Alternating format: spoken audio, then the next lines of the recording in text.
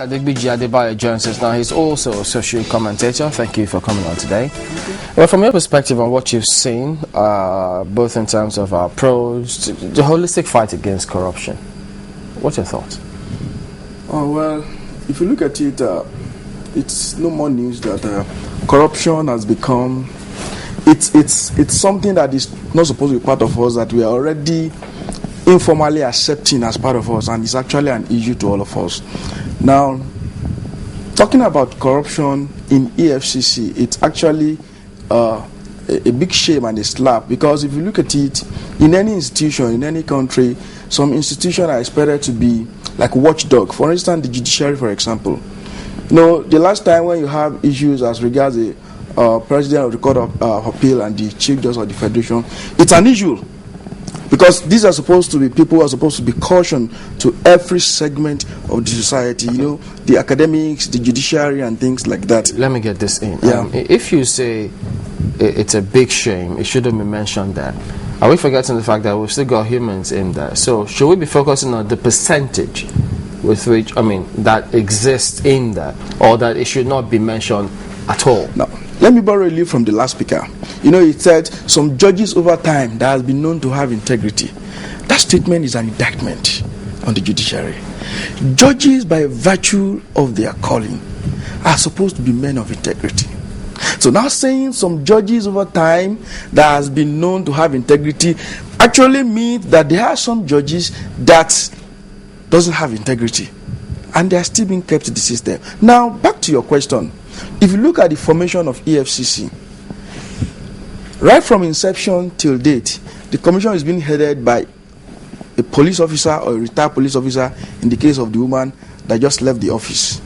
Now, considering the fact that our policing systems and our Nigerian police force, the kind of mindset with which they operate and the way the public view them, now you can infer some things, the quality of people that will come out of there to come and head EFCC, and that moves down the drain. And if you look at the act, it's either you are from a force. It doesn't. The act actually does not restrict it to policing. It could be any other forces, but so far, the leadership has come from the police force.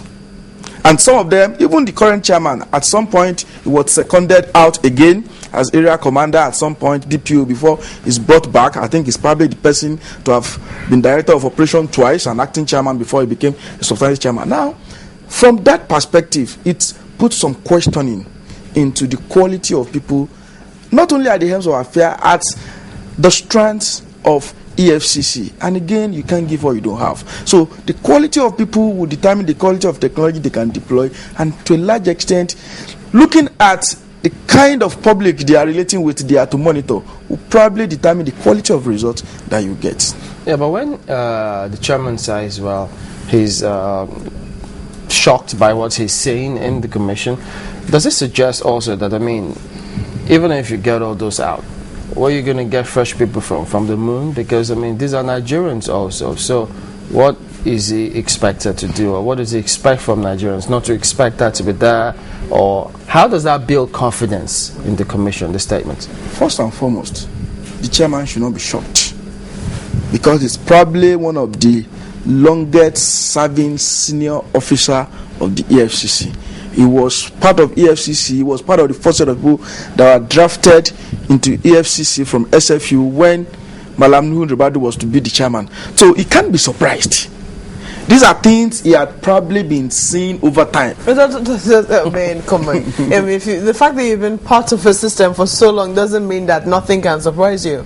Yeah, it doesn't mean that nothing can surprise you. But again, if you look at him, he has been heading the director of operations. And operation is probably the key of, apart from those who are into legal unit, research, training, and things like that in the commission. Operation is actually the core of the commission that carry out investigation, prosecution, and things like that. Yes, maybe these things were done a little more quietly, some elements of corruption that maybe one can overlook or mustn't be seen in the open, but now it's getting rather blatant. Now, he is the chief image maker of the commission. Now, if he is surprised that some things are happening in EFCC, where he's been director, where is the head now, and he said it publicly, then you now be afraid at the much of surprises of other commissions that they are meant to investigate or they are meant to prosecute those who are found culpable of corrupt practices. What I'm saying is, over time, there should be due processes. I mean, in every organization, there should be due processes, way to discipline people. Things like that are things that as soon as it is noticed, if EFCC wants to do its job, it should be killed immediately. Because, I mean, it's a big indictment. Are you asking that they run a Puritan organization? Well, let me say it this way. Since he has come out and said this is what he has identified, one thing we are very good at in this country is identifying problem. I don't know how many people around can identify problem as much as we do. But the question is, what are the procedure? What are the process? If you look at, I was looking at the composition of the board of the commission, and it takes a man that is actually out to achieve results to get things done. For instance, the governor of Central Bank or his representative is a member, DGSEC, Postmaster General, NDIC, and several of them, Nigerian Police Inspector General, they are either members or they are representative, and their representative actually represent them. And 2-3 of those people are supposed to be member of recent has been found in corrupt. Has been found wanting or alleged. Thank you. So, if you look at it, which means if you actually want to fight that battle, ideally it has to be somebody who has made the sacrifice to make a change. Because right from the inside, you have issues, not to talk of the outside. The key word in that statement is ideally. Ideally, if we're dealing with ideals here, I mean, how practicable is it?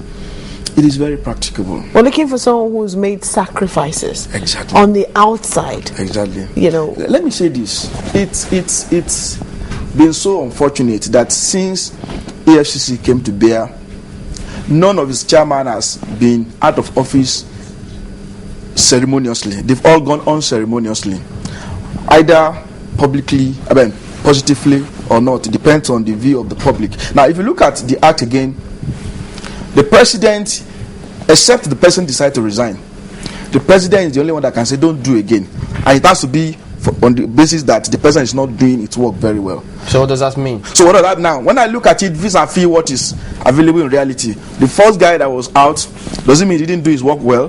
The other woman left.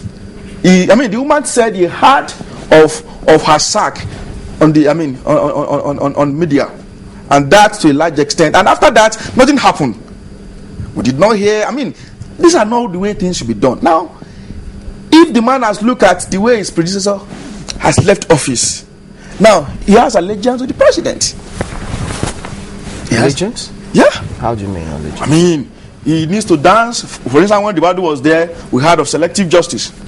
That is only the person, you will have seen several cartoons when Obasanjo will be going and he will hold one dog and they put EFCC there, that it is the person that they want this man to pursue that will pursue, because based on that fact, the person is solely responsible to the president. So it depends on whichever direction the president wants. If the president called him and said, Mr. Man, what do you need to do this job? job? In the realm of speculation or caricature, because was there any fact to prove that it is only what the president wants that the commission does? As at that, no, I'm saying as at by virtue of the act now, because the president is his employer.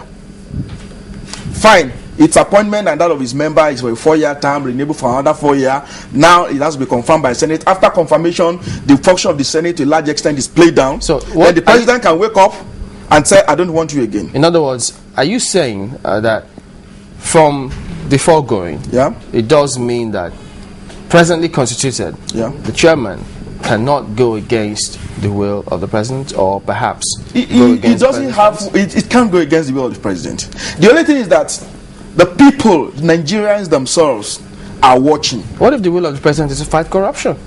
Yes, the president has to make that clear. It has not been too clearly stated. What else should he do that he hasn't done? Oh, so many things. Such as? He who wants equity must do equity. He who wants equity must come with clean hands. It has to be clear. The president has to, say it very clearly and act it. Act it in the sense that all the organs of government, you have to make it clear. If possible, if a minister is found, if a DG somewhere is found, sack him immediately. I mean, set a strong signal, and you yourself must be seen to be living a life that is open enough for people to look inward and see that this man actually means business. Because whoever the chairman of EFCC is answerable to the president. And he knows that he can leave work and not come back to that office the next day by virtue of the way that his predecessors have gone. Yeah, but informing the president of their activities doesn't necessarily mean they're getting permission for prosecution, does it? Not really permission for prosecution. You know, again, the truth is, when in management, your deliverables should be well communicated to you. Then, peradventure, you need to ask, what are the things you need to deliver this within these confines? If those things are communicated to you, then you have a basis via which your performance will be measured. What should the commission's chairman do to prove this wrong? That he's not answerable to anyone, that he is his own man? No. By virtue of the act, he's answerable to the president. He doesn't need to prove that. But he doesn't need to take permission from the president for prosecution. He doesn't need to take permission. But again, you'll be sure so this prosecution I'm doing, what is the view of the man that has the power to remove me without informing me? I'm looking by benefit of hindsight. So those are factors that so probably if we're to get you right now, you're talking about constitutional review. Not we have to change all of that. Probably the act. You probably look into, and not only that, some other. You know, apart from corruption, EFCC also is meant to tackle terrorism in that act. I've not heard them do anything in that direction, because even the corruption they are handling, the system is so corrupt that it's getting to corrupting the EFCC itself, and that is why we're discussing what we're discussing. Yeah, but now that the commission's chairman is there, he said he's going to clean up the system. He will do what he has to do. He accepted that job because he believes he can do it. That's a very good statement and a very good beginning, because you have to tell people what they should hold you accountable for.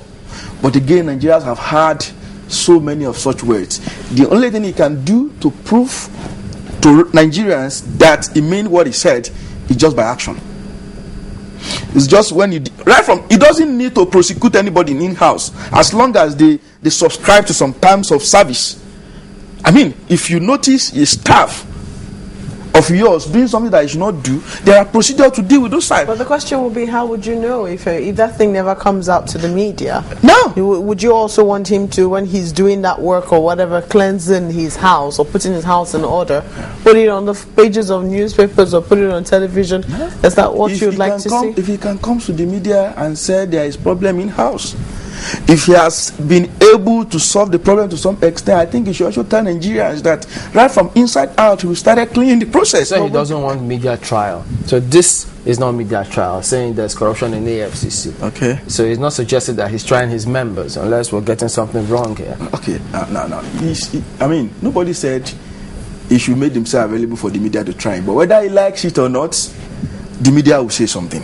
The media will see something. The media will hear something. And it is their responsibility to put together what they see and hear and see how they can put it across Nigeria in a bid to make the system better, not to destroy the system. In making the system better, has the EFCC from inception ever made you so proud and happy? I think, in fairness, because when you look at the responsibilities of the EFCC, in fairness, they've done some things rightly, and we have to give it to them. Because if you look at the volume of what they are supposed to do, vis-a-vis our attitude as Nigerians and the way our systems are structured, sometimes EFCC will come and say, by virtue of our law and legal process, thank God we had a legal luminary before I came on board here, they have some constraint in that direction by virtue of some political affiliations and things like that. So if you look at it holistically, the only advice I can say is that they should do better, and to do better has to start with the helmsman. If I'm going to spend 2 months here, for instance, I mean, the same Ribadu that left, a party picking as a presidential candidate, they must have seen some feature in him. After he lost that bid, the party he contested against felt he's the right man to come and help them clean a petroleum process. I mean, what I'm saying is, he has to stand in for something, and what he stands for has to be well communicated to Nigerians. We are not all fools. We are not knowing what we are doing. By the time he communicates that, people will know what he stands for. And when it seems that he's being vindicated for doing the right thing, people will stand on his behalf without him calling for them. But again, he has to give definition to his person. His person? His person. Why his person, not the institution? Wow. Every institution has people making it work, and the people form a core part of the institution. And now the institution he has also been part of this institution. So people have already formed their opinion about the institution to some extent. So his person as the leader of the institution now, he has to give the public what it needs to be known for, and he has to be seen to stand by that. But shouldn't persons decrease while institutions increase? Wow, good. In fact, institutions are supposed to increase, but what we have seen around here, well, almost everywhere, if you look at it, every institution has its rules, which to a large extent defines what it stands for and its expectation. Now you have the drivers and the executor of that rules. And that is why the difference between the person. For instance, you could have 2, 3, 4 people run an organization over the span of 10, 15 years. And during that time, while still keeping the basics of the institution, they still have a niche out of themselves to give themselves a definition. That's what I mean. So which should come first, the individual strengthening the institution or the institution? The two of them are complementary. The individual will strengthen the institution, and the institution the individual will strengthen the institution, give the institution the kind of image. But when people are hearing of the institution, they want to know who are the people behind it, and that is where his own definition comes from. Especially during this time, that is the helmsman. So what would you like to see in the days to come with the EFCC? Well, I think first and foremost, it's good we have the EFCC now. Before EFCC, we've had ICPC, which to a large extent says they are dealing with civil servants, and I think the National Assembly is working on trying to harmonize the two organizations to make sure that they are stronger, they are more focused, they are more effective. So in the future, I want to see an anti-graft agency that one of their jobs is to prevention is also part of their jobs. By the time people have done taking all that they've taken, somebody took 5 naira, you discover only 1 naira, and out of that 1 naira, plea bargaining and all those things. I want an institution that probably has a system in place to even make sure that fraud is prevented to a large extent. By the time there's a system that prevents the amount of people that people can amass themselves from public or private funds. That's the first step. Intelligence work is the first work, not when people are amassed and we are moving after them and things like that. So I see a system that is thinking in that direction, and in a short while we'll get it right.